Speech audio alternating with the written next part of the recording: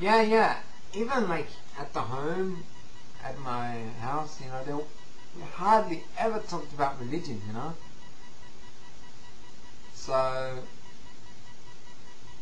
and like, this is when I made a comment in my article, I guess, that Muslim parents should talk to their kids about religion. So many times, these kids, they grow up, especially the ones today, may Allah guide them, and they have no clue about religion. Either, well, what are the parents doing? It's their responsibility to teach the kids,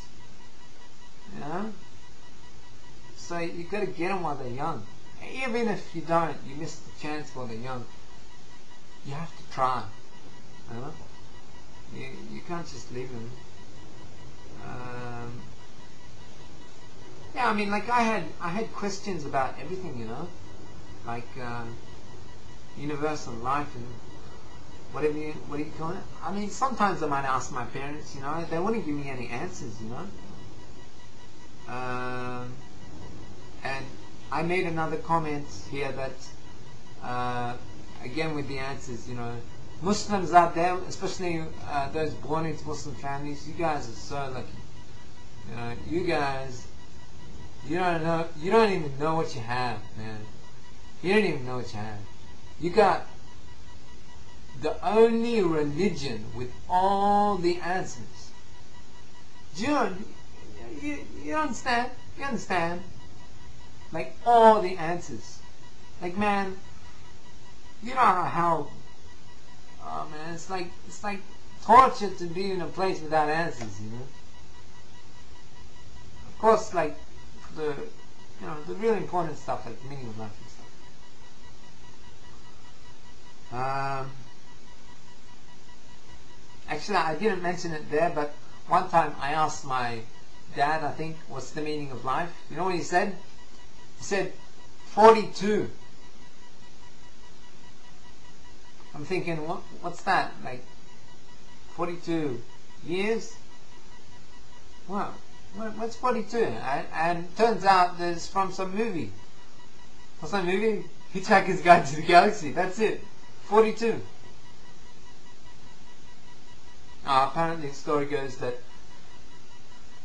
these guys, they built this supercomputer and they wanted to find out the meaning of life, and this computer could do any equation or whatever, and they put it in the computer, like what's the meaning of life. It took like 1 billion years or whatever, and it came out with the number 42, and they're like, well, what's that? And so they put it in the question, what does 42 mean? And then it goes for another 1 billion years, and just before it's finished or something, the universe explodes or something. I don't know. Ridiculous story. But that's the ridiculous answer I got. 42. 42. 42. What 42, What's 42 gonna do? Not do anything with 42. By the way, I think it's important to point out that I used to ponder a lot about everything. You see that? You see that? You see that? You see that? You see that? You see those eyes, man? These panda eyes, you might call them, or like as I got tormented in high school for being stoned because of these eyes, man.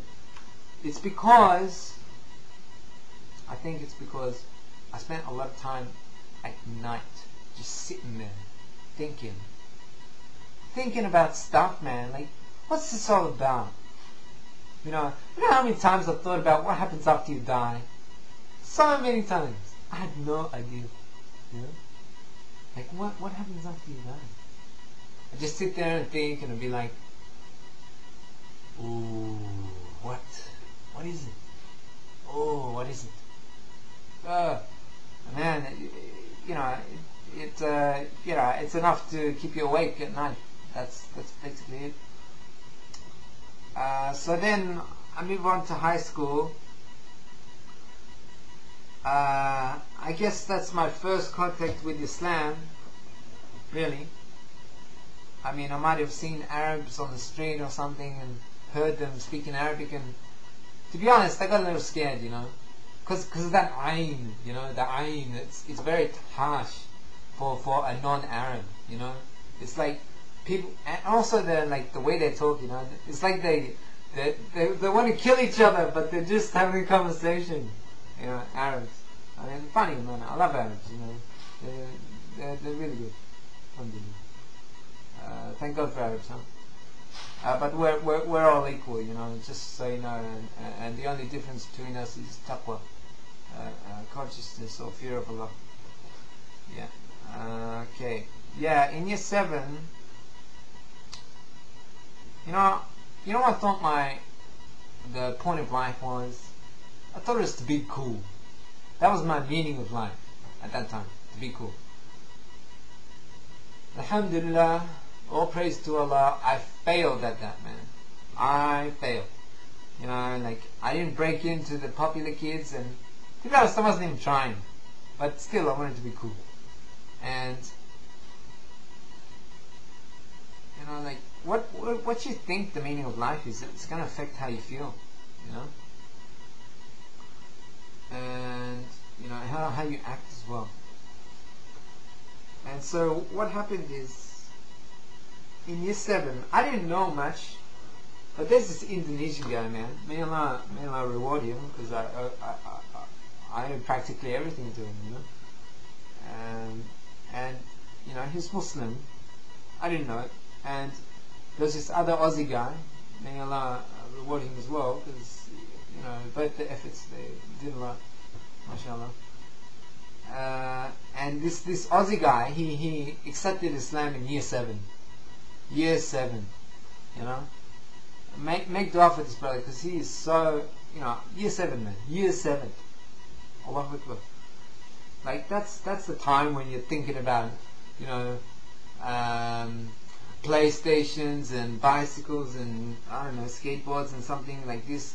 Not thinking about God and whatever. So, you know, he kicks our ass. Sorry, I shouldn't say ass. I should censor that. Yeah. Actually, man, I've got to go now. You know, I'll finish this later, inshallah. And because I've got to make iftar at the Kimba.